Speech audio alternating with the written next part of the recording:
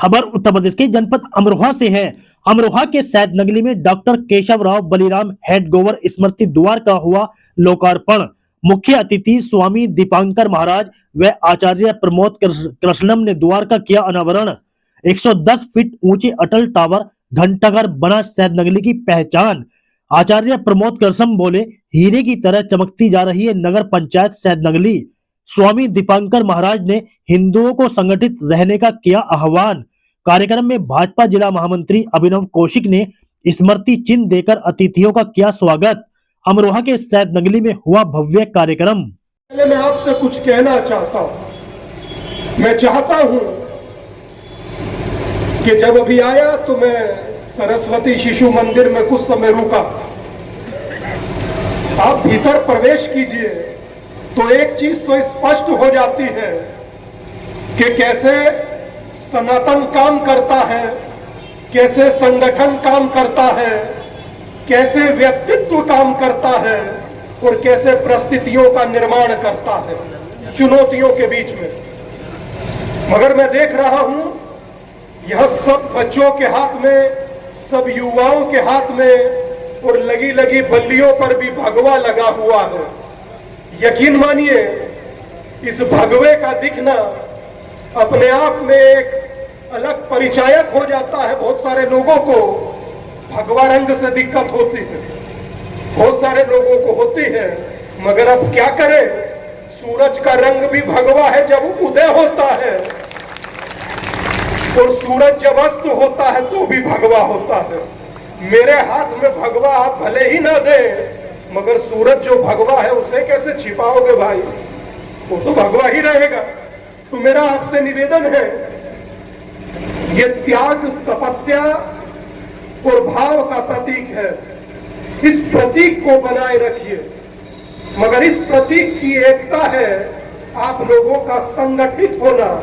इस संगठित होने को बनाए रखिए। मैं देख रहा हूं कि हम सब लोग मिलते जरूर हैं, जुड़ते जरूर हैं, मगर हम भूल जाते हैं। अब सोचिए कि उम्मीदवार होती हैं तुलसी गबार्ड, वो अमेरिका में खड़े होकर कहती हैं I am proud Hindu. Britain के प्रधानमंत्री आते हैं यूनाइटेड किंगडम के और भारत में अक्षरधाम के दर्शन कर कर कहते हैं आई एम प्राउड हिंदू। और स्वामी विवेकानंद उस समय में कहते हैं कि मुझे हिंदू होने पर गर्व है।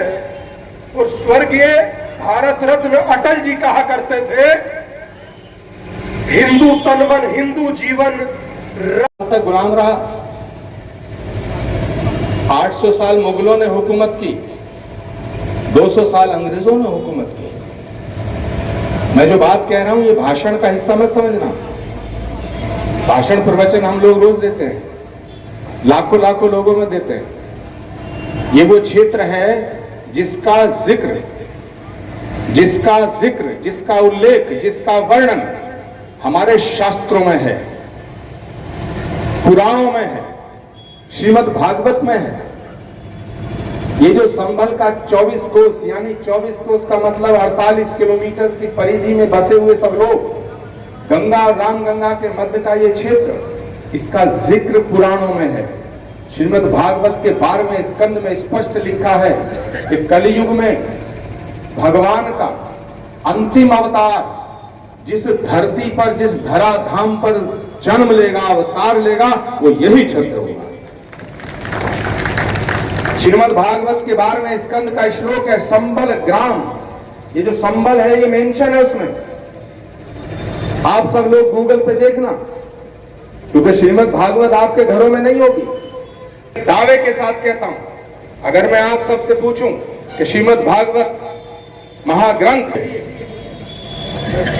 48 किलोमीटर का जो रेडियस है, इसमें कहीं भी भगवान का अवतार होगा, ये हमारे शास्त्रों में लिखा है।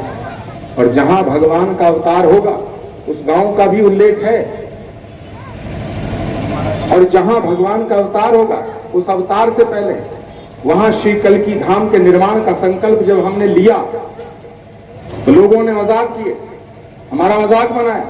हमें हंसी में उड़ाया, हमें हल्के में लिया, हमारा विरोध किया, लेकिन हमारे संकल्प को शक्ति देने का काम भारत के यशस्वी प्रधानमंत्री आदरणीय नरेंद्र मोदी ने किया। और पिछले वर्ष आकर के अपने हाथों से श्री कल्की धाम के निर्माण का शुभारंभ आधारशिला रख के किया। आज श्री कल्की धाम का निर्माण चल रहा है। मैं आदरणीय क्षेत्र प्रचारक जी से, आदरणीय महेंद्र जी से आग्रह करूंगा कि यहां से जाते वक्त श्री कल्की धाम की पावन धरा पे अपने चरण डालें। और आपसे चाहूंगा कि इस मेरे अनुरोध पर तालियां बजा करके आप सहमति प्रकट करें। दूसरी बात, दीपांकर जी ने कहा कि सब हिंदू एक हो जाओ, लेकिन सवाल इस बात का है कि जो जातियों के नाम पे डिवीजन है, कि देश 1000 साल तक गुलाम रहा।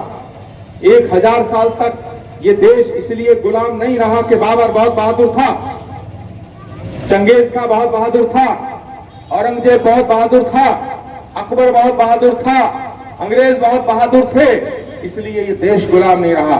ये देश 1000 साल तक इसलिए गुलाम रहा कि हमारे बीच में कुछ जयचंद मौजूद थे। इसको कहा जाता हिंदुस्तान।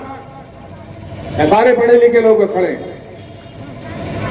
सभी इंटेलेक्चुअल क्लास उपस्थित है। हिंदुस्तान नाम का कोई शब्द हो सकता है क्या? हिंदू के आगे SATAN लगाओ, हिंदुस्तान। ये स्थान क्या है? कहीं स्थान शब्द है? नहीं। इसका मतलब ये बिगड़ा हुआ रूप है किसका? स्थान का। इसका नाम है हिंदुस्तान। मेरी बात समझ में आई? ये हमारे अरविंद अरोड़ा जी बैठे हैं, पूज्य संत उपस्थित हैं, महामंडलेश्वर हरमनोज दास जी उपस्थित हैं। आप सब इन बातों को समझो। हिंदू स्थान को हिंदुस्तान कर दिया। क्या है असली शब्द? हिंदू नहीं समझ में आई। हिंदू स्थान, इसको कर दिया स्थान। फिर तो दिन क्या क्या होता रहेगा। हमारा जो मौलिक स्वरूप है वो क्या है? वो क्या है? हमारा धर्म क्या है? हम सनातन हैं। सनातन क्या है?